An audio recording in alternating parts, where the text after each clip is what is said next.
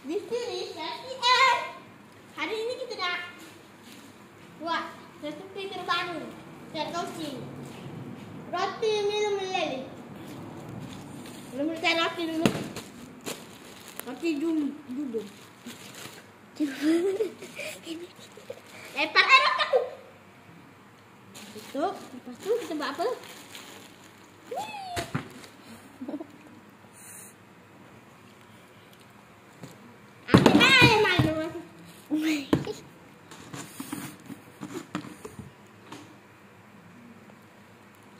Mana?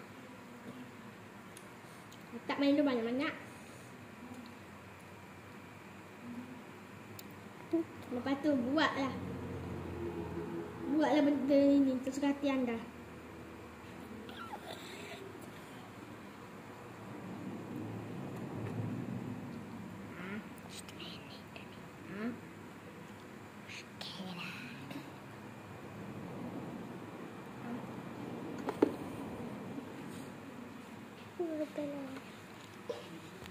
Tu masuk dalam rak ni. Tu dah. Kita sampai. Lempar je lah. Lempar Milonya. Kita ambil susu. Sabar.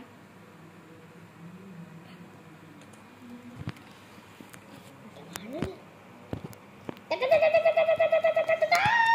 Angkat saja ini bisa. Kau rakaplah apa kau tak?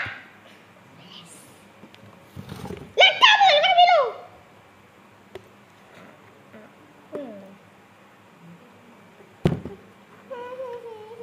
Tak cukup lagi ni. Saya nak dah sangat meleleh. Tak nak ya meleleh sikit. Bapak dah. Susu banyak sangat ni. Pasti terlalu meleleh. Tapi jangan tengok macam tu je ya. Kau dah bawa macam ni tu. Sapu. Barulah kau dah berasa. Susunya. Barulah meleleh. Biasanya kalau aku buat macam ni, tumpah kat seluar sikit. Sebab terlalu meleleh. Lepas tu kalau ada Milo ni, kat susu ni, kat sudu ni, kita buat apa? Kita makan lah.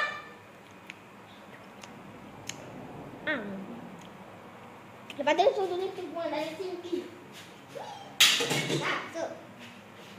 Bila dah nampak masa meleleh, korang ambil dan tutup.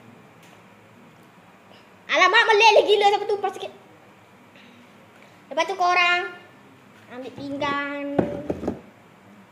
Dan banyak.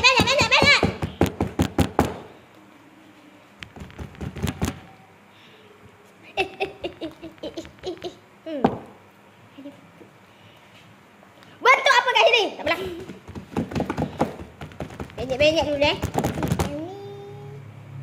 Bapak banyak gila. Okey, kita akan berjumpa di Chef. Korang akan berjumpa balik dengan Chef CM. Goodbye.